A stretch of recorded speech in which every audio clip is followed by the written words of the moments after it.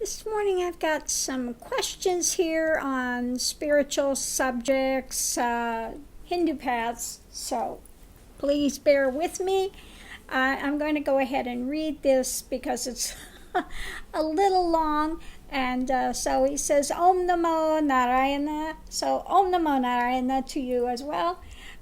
This is a greeting between the sadhus. If you've ever lived in India, you would see that the sadhus will all say Om Namo Narayana.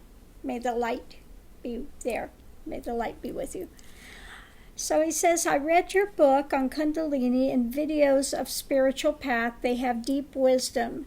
It would be nice to see more stuff on hardcore spirituality.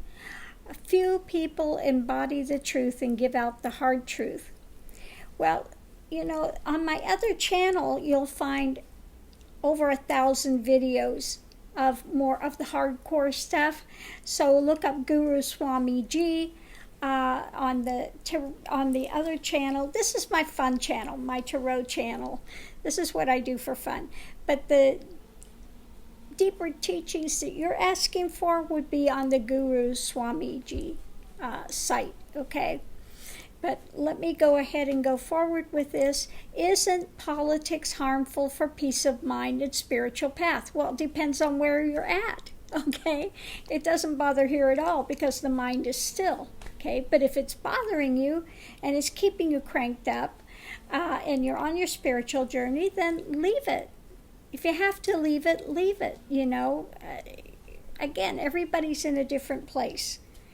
So again, if it's something that is really disturbing to you, then don't bother with the politics for now, okay? When I was on the path, I never dealt with politics, okay?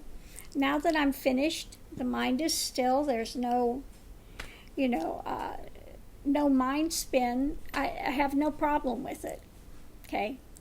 So anyway, let's go forward. The daily tarot reading on life can help, but isn't this politics discussion and drama something to be ignored? Again, since it's extra garbage for the mind, I've just answered that. If it's cranking up your mind, you're on a spiritual path, then leave it, okay? Guru-disciple relationships. Okay, guru-disciple relationships. The guru is there because they're weighty with knowledge. They should be weighty with knowledge. They can give you direction, give you guidance, but you have to walk the path yourself. Okay, so guru-disciple relationship, there should be some give and take somewhere. If you have a guru that's giving you guidance, think about giving back in some manner. Now, it should never have to be bought. And everybody's in a different space in their lives. But again, if you have something to give back in some way, shape, or form, so you keep the flow going. A guru should not dictate every part of your path because you're the one that has to live with the consequences of your actions, not your guru. Okay, so when people come and ask me, Guru, what should I do? I say, this is your choice, because no matter which way you go, you're going to learn some lessons from it. Okay, so let's go forward. Qualities a seeker should possess for knowing truth. Then you have to want truth more than anything else. More than relationships, more than anything else. You have to want it more than your next breath of air. Because you have to surrender along the way. That if somebody really wants to know the ultimate truth, you're going to have to go through a lot of soul searching and things that will come up to challenge every belief system you have, okay? So again, if that's what you're seeking, be ready to commit to it fully, and for a time, there are things that might have to go by the wayside, okay? Can karma yoga alone lead to truth? Okay. Can karma yoga alone? It doesn't matter which path you go. In the end, it's about observing, questioning, going deeper. watching how the mind works, where it comes to, where it goes, all of those things one has to do. If you have a Kundalini awakening, that's going to bring up all of these things. But once it's started, you can't turn it off, okay? Anyone that's going to reach realization has to eventually go through the Kundalini awakening and that part of the journey.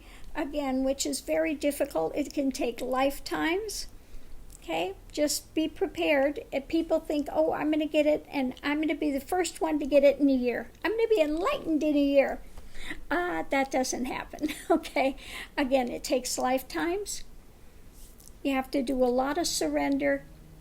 You have to face your absolute terrors and fears point blank.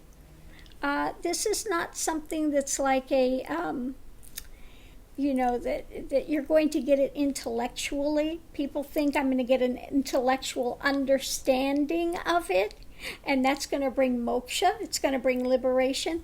No. Okay, the ego implodes. That dismantles, okay, in the end. And one goes through that terror of that feeling as if you're going to either be possessed or you're going to cease to exist entirely, and it's terrifying.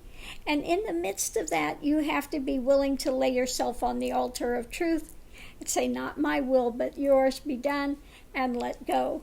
Okay, so again, not an easy path, but thank you for your question. Hopefully this has helped you understand a little better. Okay, thanks for tuning in. Always good to have new subscribers on here. Have a great day. Namaste and Om Namo Narayana.